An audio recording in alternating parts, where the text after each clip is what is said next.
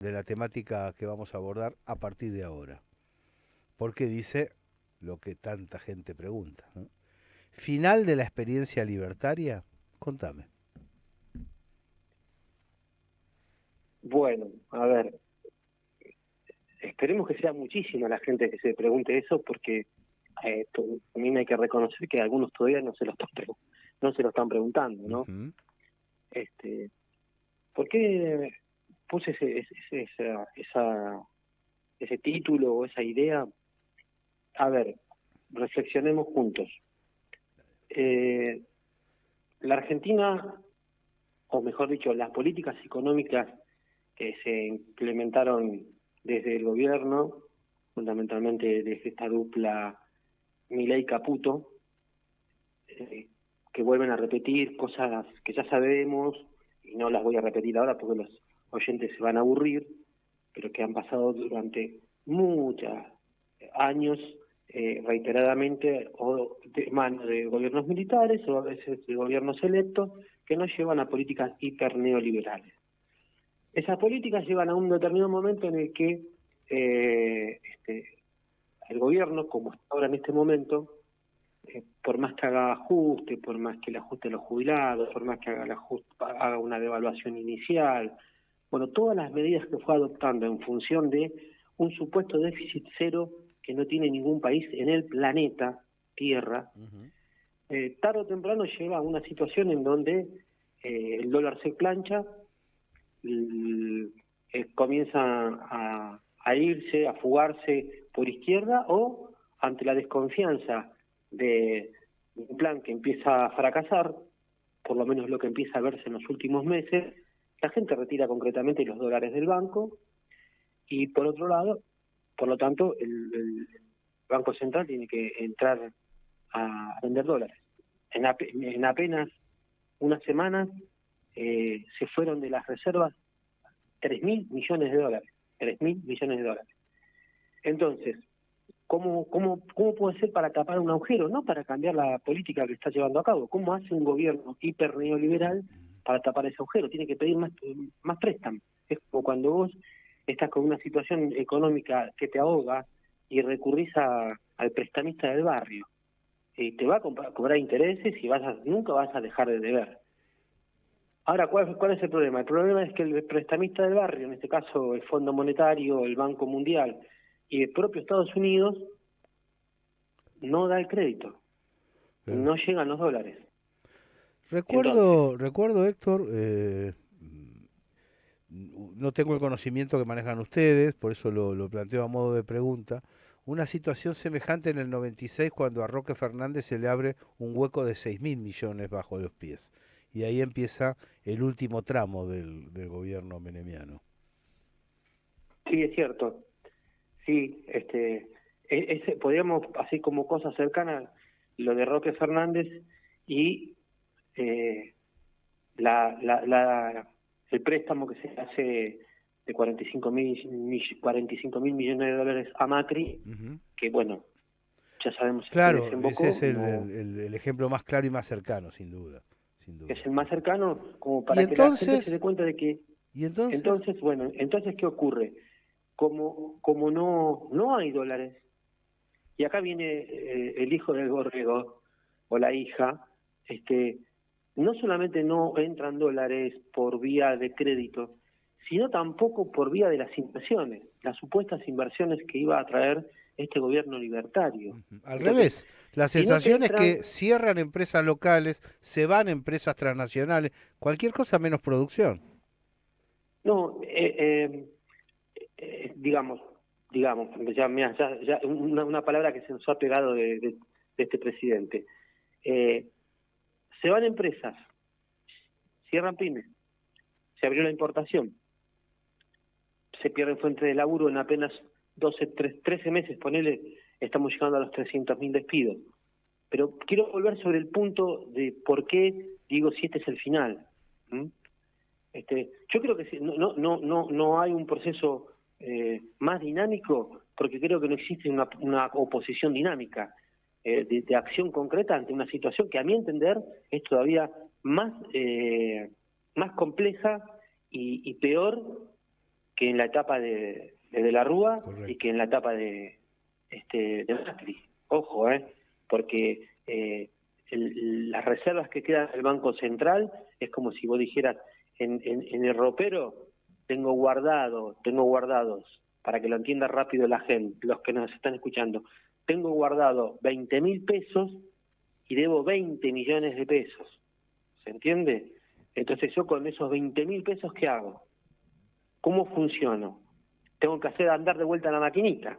Si hago andar la maquinita, se me dispara la inflación. Sí. Como detalle. No hago andar la maquinita, sí. Resulta que no hago andar la maquinita, Gabriel, y sin embargo la inflación se está disparando. Sí. ¿Mm? Como detalle, digamos que como se cerró Casa de Moneda, hoy estuve hablando con los gráficos justamente, se imprimen en China los billetes. Claro, sí, Cada se cosa, imprimen en China. Bueno, le dan a la maquinita, generan inflación. Y entonces, sigo preguntando. Viene muy interesante. Queremos conocer el final. Entonces, en esa espiral, que no es un laberinto, es una espiral que te lleva a un precipicio. ¿Por qué? Porque ya no alcanza ni 6.000 ni 20.000 millones de dólares para cubrir el circulante que hay en la Argentina. No es ni para la producción, ni porque se va a dar aumentos a los jubilados, ni porque va a mejorar la situación económica del país. No. Mira, Gabriel, cada día que pasa, este es el promedio, que cada día que pasa y que no entra absolutamente ningún dólar, ni por préstamo, por superávit de exportación, el Banco Central está liquidando entre 200 y 300 millones de dólares. Entonces, vamos a la palabra que usa. Entonces se entra en lo que estamos ahora. A mi entender, hay tres tipos de crisis. Una crisis económica a la cual siempre llega estos caminos hiperneoliberales, es decir, no tiene una salida económica que no sea a partir de una dinámica de préstamos infinita. Pero sucede que esa dinámica de préstamos infinita podía darse en un momento del mundo en el que le convenía dar préstamos tanto al Banco Mundial como a otros organismos financieros, porque necesitaba países endeudados. No es que no lo necesite ahora. Lo que pasa es que ahora el mundo está en un proceso distinto.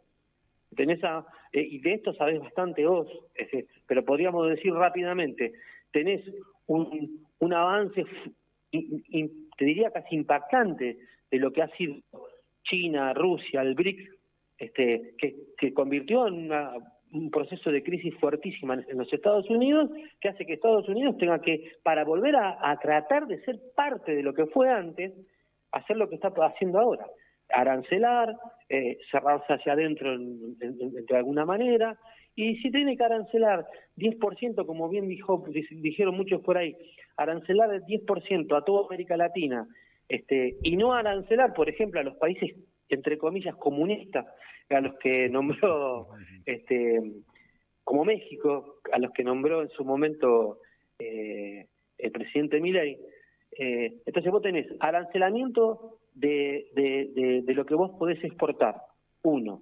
Vos recién, yo no lo sé si los compañeros gráficos pudieron dar este dato, yo no lo tengo, pero si nosotros estamos imprimiendo en China, seguramente habrá un proceso con el papel donde habrá un aumento. O sea, todo esto va a ser es una espiral global que todavía no termina. De hecho, hay inflación, eso es seguro. No es que frenar. Inflación seguro. Inflación los últimos 15 días se disparó, saltó por los aires otra vez. Olvídate, hay que olvidarse, acordate la promesa de promesas hace 14 meses, pero hace apenas una semana y media, el ministro de Economía, Caputo, dijo que en el mes de marzo clavaba el 1%. Ese 1% sí. Triplicalo ya. Pero triplicalo con los datos como los hacen ellos. Sí, sí. La inflación la vive cada uno de los que nos están escuchando, saben que cuando van al supermercado, cuando tienen que pagar deuda, cuando tienen que subir al colectivo, al subte, etcétera, etcétera, no para. Entonces, la inflación no para. Las multinacionales se van a Brasil, algunas, se van a Chile, otras, y algunos supermercadistas, y atenti con esto, van a Venezuela. En todos los Ojo, ¿eh? lugares donde hay presidentes que chocaron por Comunista. izquierdistas, claro, con Milei. Claro, y de paso, déjame hacer un paréntesis con Venezuela, que tanto se le pedían los papeles de las elecciones, de los comicios, va a tener la inflación más baja de los últimos 25 años Sí, sí. y el nivel de crecimiento más alto de los últimos 15 años. Está creciendo en el pico de América Latina, Venezuela. Nadie dice Arriba de eso. todo, el país que más creció en el último año Ujú. es Venezuela. Sí, sí. Entonces, ahora, ¿por qué creció? Bueno, creció porque hizo defensa de la producción propia, creció porque el Estado está presente. Después, lo otro es otro cantar. Volvemos a la pregunta tuya. Y entonces el gobierno no tiene salida. Este gobierno no tiene salida, porque no va a ir sobre un proceso productivo, no va a ir sobre una estimulación, lo que haría un gobierno con tinte popular, con ciertas cuestiones relacionadas con la economía de la producción, mayor consumo, todo eso olvídate. De ahí no se va a bajar en absoluto. La debilidad yo diría que es un gobierno absolutamente débil, que está quebrado por dentro, está quebrado desde el punto de vista de sus distintos espacios de conducción, está quebrado entre el presidente y la vicepresidenta, está quebrado como lo veníamos diciendo, acordate, con alguna parte del círculo, con algún espacio, ahora ya es público, del Círculo Rojo. La Unión Industrial Acá, no sale acá a tengo, levantar la bandera de este es no, nuestro gobierno. tengo Ah, preguntas, Raúl. Acá nos dice si es posible que renuncie Luis Caputo, el ministro de Economía. y es un tapón, puede ser. Y puede ser también que sea Sturzenegger su reemplazante. Es muy Ah, posible todo mira. eso. Lo que no va a cambiar nada, porque se va Caputo y entra Sturzenegger, o el que vos quieras. El tema es que si hacemos los números muy rápidamente, nosotros estamos arriba de una deuda de 100.000 millones de dólares. No es que debemos lo que se le prestó a Macri. No, no. Hay una deuda. Yo decía que había tres cuestiones para las cuales el gobierno está en una situación que no tiene salida. La primera es esa. La segunda es la estrepitosa caída de credibilidad que tiene el gobierno en su conjunto. Desde Milei, pasando por su hermana, hasta Bullrich. ¿Mm? Ese es el segundo elemento. Sí. Y el tercero es que, y ahora se va acercando, porque ahora faltan muy pocos días, habrá que ver cuál es la reacción de las clases laburantes, las distintas organizaciones sindicales, sumadas las CGT, las dos CTA, estamos hablando de casi 2.000 entidades sindicales donde el 90% va al paro. Veremos, es una prueba muy importante para ver hasta cuál era la capacidad de aguante que tenían los trabajadores en relación a este tipo de plan. Y me parece que el problema ya no está solamente acá, le agregaría una cuarta, que es cuál es la salida institucional o cuáles son las opciones que tiene Milei. Las opciones de Milei son un recambio de gabinete, políticas de distracción, vamos a meter presa a la vicepresidenta, se pelearon tal con tal, esas cosas que saben hacer, pero que ya no son creíbles. Ese es un problema importante. El nivel de credibilidad cayó mucho y vos sabés que eso juega un partido. Pero los dólares no llegan. Estoy ahora que estamos charlando, veo una información última donde el Fondo Monetario Internacional vuelve a tener una reunión en donde no tiene definido ni si le va a dar el crédito, ni cuál es el importe, si es que se lo da. Porque todos leen lo que pasó ayer. Ayer no pasó cualquier cosa. Ayer un tipo que es un presidente se sube a un avión para no solamente sabemos que no es para sacarse una foto, eso es para la farándula comunicacional. Sabemos que iba a buscar la foto, ver el proceso de arancel y a pedir dinero. Y Trump, porque tiene otro, porque hace un análisis global, se fijará que es mejor tener una buena relación con México que con Argentina. Hay No, muchas cosas que pueden pasar. políticamente es una locura lo que hizo Argentina ayer en Estados Unidos. Y Total, es una te locura. pregunto algo, porque yo tampoco lo mido desde aquí, pero sí te pregunto porque es portada ahora en los medios.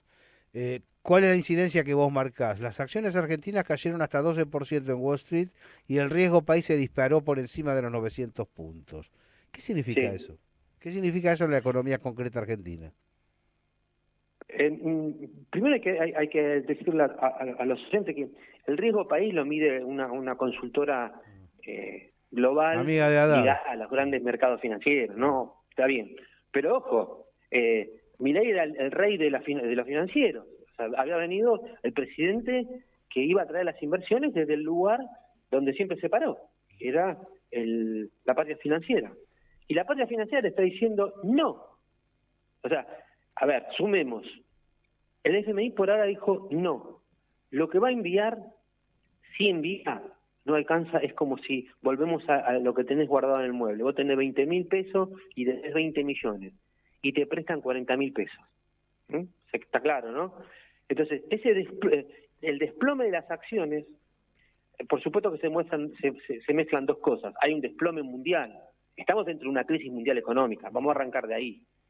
A partir del proceso no solamente el proceso de arancelamiento que produce Trump, sino también la respuesta que va teniendo Trump a ese proceso de arancelamiento, porque también hay que decir que China acaba de ponerle el 34% de aranceles a los bienes norteamericanos. Sí, sí. Esto no es una cosa, no es un juego de bebé, esto es una guerra económica Sí, pero no, dentro no, de... no ahorca. Este Dios comunista no ahorca. Porque ¿Cómo? este Dios comunista no ahorca porque sabe que necesita como equilibrio a Estados Unidos. Yo creo que No, Estados no, Unidos, no. Rusia y China necesitan sacarse de encima por lo menos a Davos y deteriorar lo más que se pueda a la OTAN. Y para eso es que Bueno, esa es están la idea. impactando sobre las transnacionales en este periodo, ¿no? Por supuesto, esa es la idea. Y también son conscientes de que las transnacionales y las multinacionales, ese superestado que se estaba creando a nivel mundial, empezaba por lo menos en el caso de los Estados Unidos, empezaba a tener prácticamente la manija de lo que era la economía, las guerras y muchas cosas más. Entonces, volviendo a la Argentina, Exactamente, este, levantar los este, aranceles es proteger la industria y combinado con lo que le acaba de pedir hace pocas horas Trump a la Fed, a la Reserva Federal, que baje las tasas y promueva la inversión productiva. Es decir, son los elementos que una nación debe llevar adelante para poder crecer industrialmente. Lo intenta hacer tarde, pero tarde Estados Unidos, lo necesita hacer Argentina y no lo hace. Mirá, querés una contradicción feroz y de por qué creo que está en una situación sin salida, porque no va a ser esto esto que voy a comentar ahora, que seguramente vos lo habrás leído, y se lo vamos diciendo de nuevo, si ya se dijo, a los oyentes. Eh, Trump se reunió con los principales sindicatos de los Estados Unidos, Sí, vi la eh, marcha. de- Vi la marcha por para Trump y explicar. por Elon Musk, atendi, con Por banderas eso, con la para carita de Elon explicarles Musk. esta suba de aranceles va a favorecer a las empresas norteamericanas, estamos dentro del capitalismo, y que también va a preservar las fuentes de trabajo. Entonces, vos fíjate que si nosotros llegamos a tener me estaba olvidando algo muy importante, que no es menor y que me parece que en algún momento alguien lo va a tener que empezar a jugar. Lo tiro, lo chutamos. ¿En qué situación psíquica, física, mental está el presidente argentino? ¿Por qué, de nuevo con el tema? ¿A qué se debe que te parece importante insertar la cuestión? Porque los datos que nosotros tenemos de compañeros que han estado cubriendo allá en Estados Unidos, en Miami, en la visita de Milei ayer, al no conseguir nada de lo que fue a buscar, eh, todas las versiones y todas las fuentes dicen exactamente lo mismo, destruyó, tal cual lo estoy diciendo, el lugar donde estaba parando, en el hotel que estaba parando, destruyó su habitación. Milei tiene esos brotes, esos arranques, pero no estamos hablando de un amigo que hay que ayudarlo y está perfecto. Yo no voy a estar contra una situación que es de salud, ni mucho menos, ni me voy a reír de eso. Pero estamos hablando de un presidente. Sí, sí. Entonces, y de un presidente que quienes lo rodean y que quienes incluso lo han apoyado con leyes que no son libertarios, saben que tiene una situación psiquiátrica difícil y compleja y que solamente lo puede sostener la hermana. Y entonces, ahora, ese proceso lo estamos viendo en Argentina mientras en el mundo pasa lo que acabamos de describir. Entonces, Una de observación, qué ahí llega mi... interesante eso, ¿no? Porque me da la sensación que dentro de la dinámica del loco, eh, posicionarse como estrella del rock and roll que demuele hoteles puede llegar a darle fruto frente a determinado público, que no se preocupa por si se entrega a la nación, el Atlántico Sur, las Malvinas y todo lo demás, ¿no? A veces se juega con esa perspectiva. La posibilidad de seguir A mí me pareciendo parece loco que le dio frutos. radicalizado y caerle bien a algunos tontos. ¿Sabés qué pasa? Que eso da frutos si se estuviera en una situación mejor Es económicamente. cierto eso. Ahora ya eso no da frutos. Ese es el punto. Ese Milei de la motosierra, ese Milei que decía las barbaridades que decía hace 7 años, pero vamos a poner cuando era candidato a diputado, cuando fue candidato a diputado, cuando fue candidato a presidente, cuando fue presidente, en los primeros 8 meses de presidencia, era una cosa. El Milei que invita a hacer una inversión en criptomoneda empieza a colocarse en el lugar del estafador. ¿Mm? El Milei que no puede no puede desarrollar un salto económico que favorezca a una parte importante del país y sobre todo inclusive a quienes no solamente a quienes lo votaron, sino a sectores incluso que lo apoyaron del campo de los grandes industriales, empiezan a ver ciertos desequilibrios,